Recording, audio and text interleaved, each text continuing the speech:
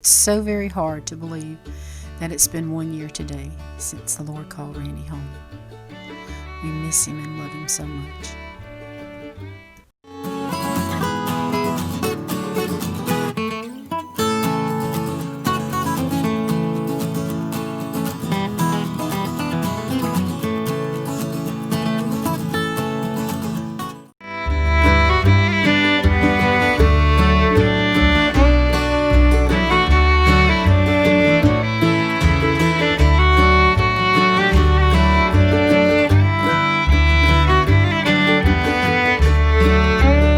I met Randy February the 19th, 1984. He was 20 years old and I was 18. My cousin had, the dog's under the table. My cousin had invited me to come to the church that her brother had invited her to. And there was probably about 40, 45 young people. And they were either, most of them was either seeking the Lord or getting in altars and working. And I wasn't used to that. The church I grew up in, if we had 10 young people, we were doing good. But most of the time, it was, just a couple of us at a time. And so I didn't have that experience with a bunch of young people. And to see them in the altars working for the Lord just was something that I liked. So I will tell you, when I walked into the church, Randy was at the front of the church, and he seen me when I walked in. I didn't see him. And these are his words, and I guess after 36 years, he told me enough I should know him. But he said, when I walked in the door, he said, I looked back and I seen you. He said, and I said, great day. I'd love to marry that girl. And I guess little did he know, and little did I know, but we got married. He was seeing another girl, and I got into church and started coming, got saved, sanctified, filled with the Holy Ghost, and I started dating one of the guys at church, and the guy and the girl were cousins. Well, I remember Randy. I thought he was older than just 20, because there was something about him that just came off as very mature. And I'll have to tell you, when it comes to the Word of God, Randy was very mature. He knew the Word. He was never one. He didn't like preachers to get up and joke around in the pulpit. That was a sanctified, holy place to him. And he just didn't, of course preachers are going to preach, and sometimes something they say is going to be funny. That's one thing. But to get up and just openly joke around all the time before, in your preaching, he didn't care for that. But outside of that, oh my goodness, the man was like a kid. He really was. But I didn't know him. And to be honest with you, even though he had said that about me when I walked in the door, he never flirted with me. He never came on to me. It was just he'd come up, shake my hand, how are you, God bless you, or something like that, and walk on and go to the next person. So there was never any any flirting, and there was never any, oh, I see you, type thing. I'm interested on either side. It was never that way. And then him and his girlfriend broke up. I didn't know nothing about it. I just know that she no longer came. And then things happened, and eventually me and the boy broke up. Well, I quit going to church because that's where that boy went to church, and I didn't want to. I just quit. And that was probably in April. I quit going, and I backslid on the Lord. I just got very miserable, and I knew that there was something missing in my life, and I knew what it was, and that was God. And so June, I decided to go back and make it right with God. And so I went back to church, and I didn't make it right then, but I went back to church. And it was really funny. The Sunday that I went back, after Sunday school, my cousin went with me, and we sat down in the seat, and I seen Randy when he come by. I seen him come up. He was walking down the little aisle, and he was coming by me, and he said, he leaned over, he said, are you going to be here tonight? And I said, yeah. And he said, I'll see you then. and him and his mom and sister left out.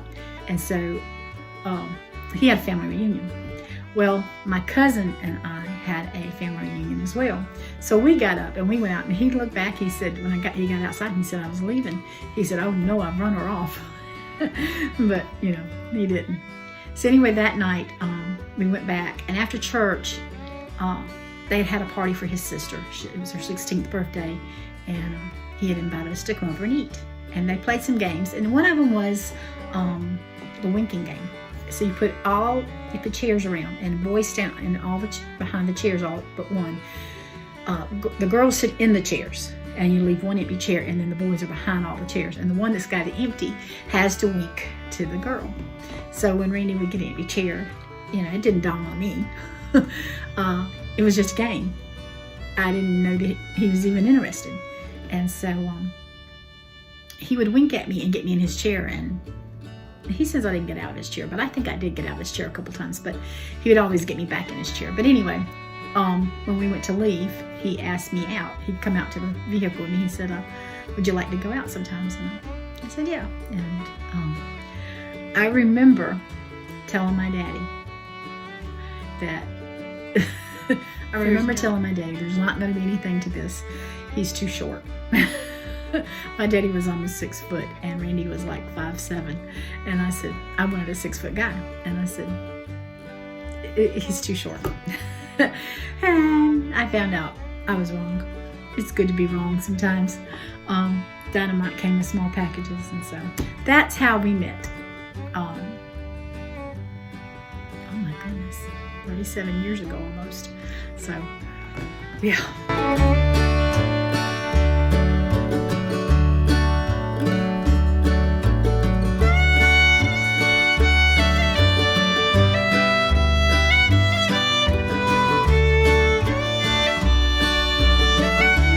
Last day of chemo. Yay! Well, shots anyway. That's right. Not the pill. That's right. So Randy as a daddy. When I have to tell this on there, Andy, because when we were dating, my daddy played a lot with us. He would play kickball or soccer, or well, it wasn't soccer to us. We had 2 pecan trees in the front yard, and you had to be on each team. And then we had a sidewalk right in the middle. You stood on one side, and the other one, and he stood on the other side, and you'd kick and try to hit the tree. So that was our game of soccer. Anyway, he played basketball, baseball, chase. You know, my dad had a lot of bad health issues, but when he felt good, he played with us. And Randy and I were dating, and something was said. I don't remember what was said, but anyway, me and Daddy was playing and standing up or something. I think I was standing up, and I was hitting at him. And Randy comes and wraps his arms around me and says, "Don't do that. That's your daddy." And I remember turning around and looking at him saying, "That's my daddy. And if I want to hit him, I'll hit him. You leave me alone." And after that, we had a little conversation. You know, his dad took him hunting, but he didn't play with him. And I told him, I said, if we get married and we have children, because we were engaged at the time, and I said, when we have children, I want you to play with those children like my daddy played with me. And he told me he would, and I'll be honest with you, he never went back on that word, his word. He was a great daddy. He was a Christian man. He was a Christian husband, and he was a Christian daddy. And he did that. When you seen Randy today, you seen him tomorrow. He was the same always. And he played a lot with boys. We both played a lot with our boys. Ball and stuff, and carried on. You know, just had a good time as a family. And I think one of the greatest honors that can be bestowed to a person is like for us with having 3 sons, them grow up and say, you know, a lot of kids will say, this rock star is my idol, or this ball player is my hero, or this, you know, Hollywood stuff. We never had that problem. my oldest son, and all of them felt the same way. He would tell us many times his hero was his daddy. And then sometimes he would include me in that. But, to have your sons grow up and think of you as their hero, to think of you as their positive role model that they want to be like, that says a lot for a person's life. And it means the world. Like I'm telling little things about our life and stuff. And when, years ago, in the early 2000s, we went out to Montana. And Scott would probably shoot me if you knew I was telling this. But he's probably 11, 12, maybe 13. And we went out in the middle of Montana, and there was a big old rock. It was 20, 30 foot up in there. It might be 40, 50 foot up in there. I don't remember now. But it was pretty high up in the air. And Daniel and Andrew scooted on up, went to the top. Well, Scott got a little over halfway, and he couldn't find his footing. And he just laid on that rock and just, help, help. It wasn't loud. It was very, very soft. And he said, well, y'all always told me that if you get in a panic, don't panic. Be calm. And it was just, help, help. And his daddy would take off, and he took off up the rock and got him, helped him get back down. But it was just so funny. Randy was his rescuer. For Andrew, well, he hunted with all the boys, but as adults, Andrew and Randy were hunted a lot together. And so that was very hard on Andrew because Randy told him, don't give it up. But, he had to fight through to keep hunting because, he's used to calling up his daddy and saying this and that. And if their guns got out of they didn't shoot straight. I can't even think of it. Randy would he would shoot them until he got them. I don't know I don't even remember what it's called now, but I can't think. My brain's gone. But he would get their guns where they would shoot straight and sight them in. He would sight their guns in for them. And see, I knew it would come back to me.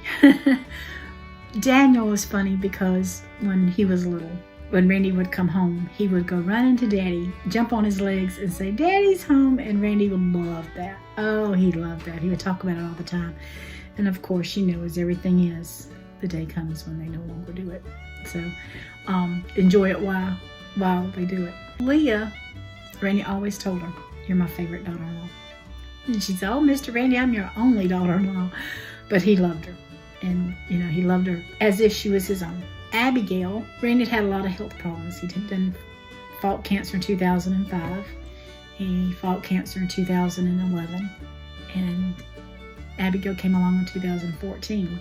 And so that was very special to him, being here for all the grandbabies.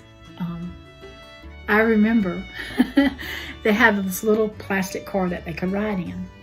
And I remember I was sitting on the front porch holding Silas wrapped up in a blanket. It was foggy, kind of cool that morning. So I sat on the front porch holding him, and we watched. Randy went and got some straps and tied them hooked them onto his britches and wrapped them around the car, and he pulled Abigail all over the yard. And, it's just funny little things that stick in your mind. He would take the grandkids out to the pond, and he would feed the fish and let the fish come up so that they could see the fish. And he loved his grandchildren. All of them. Abel was 14 days old when Randy went in the hospital. But every time he came, Randy made sure he held him and he loved him. And it was just, he loves all of them.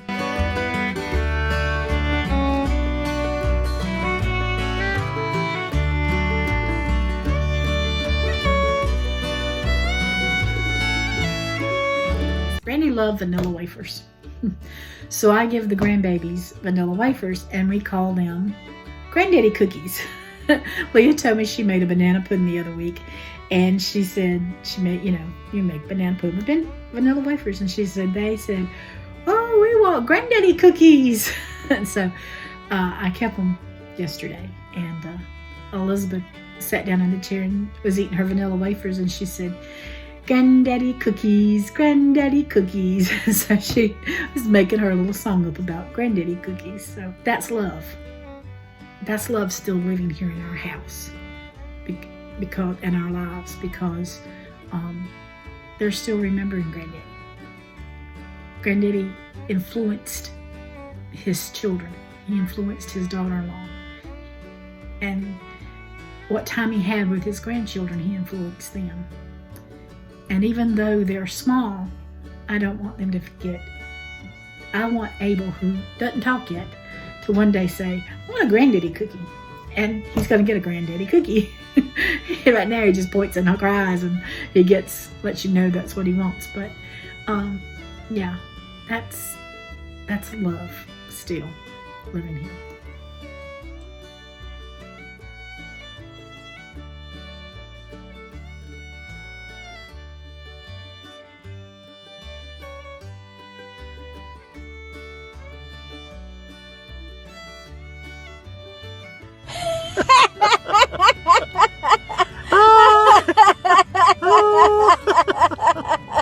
When we were young, Randy told me, he said, if something ever happens to me, he said, I won't remarry.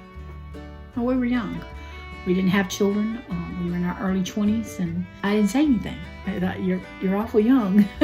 You might want to be remarried because that would get lonely. And then as the kids came along, and the boys were small, all three of them still small, he'd come up one day again and tell me, he said, if something ever happens to you, I'll not remarry. And I didn't say anything as far as me remarrying, because we were young. We were in our 30s. And I said, your boys are small. I said, if something happens to me, they're going to need a mama. And he said, I'll be the mama and the daddy. But he was very adequate that he was not going to remarry. And I never said it because, like I said, the boys were young, and I thought they needed a mom and a daddy. If you could find a good one. I couldn't find what I had. Wasn't looking, but they didn't make what I had very often. So one of our last it wasn't one of our last golf cart rides, but I guess it was the year that he was fighting myeloma. And he told me, he said, out of the blue, I remember where we were. Actually, we wasn't probably 100 feet from where he's buried now. We were riding the golf cart and looking at the field. And he said, if something ever happens to you, I'll not remarry. And I looked at him. And the first time I ever said, if something ever happens to you, I'll not remarry. I never dreamed a few months later we'd be laying him in the ground. I can't describe my marriage to you. There were times we had problems. Don't think we didn't. Everybody has problems. But it was never one of those I couldn't see as, getting mad with him. He made me mad. I made him mad. But I could never see my life without him. And he could never see his life without me. And, arguments is going to come, but they'll go away. If you work at it to get, make things better between you, it'll get better. And we just couldn't see each other without, I couldn't see me without him and him without me. And even now, it's been a year. Today will be a year. And looking into the future, I couldn't see myself with anybody else but Randy. When I needed prayer, he was there for me. When I needed guidance with biblical scripture, he was my Bible, because he could a lot of times give me quotes. Andrew was talking the other week in church. He was going through something, and his daddy told him, look to Psalms, and I forgot what Psalms it was now, but it was saying, look to the hills for your, Redeemer. And he was like that for all of us. It was look to the hills for your Redeemer. And we're still looking to the hills for our Redeemer, because he's going to come back, and he's going to come back hopefully soon. But This has been a very trying year in so many ways. And I'm not talking about no stupid virus. I'm talking about us personally. Just trying to survive without him.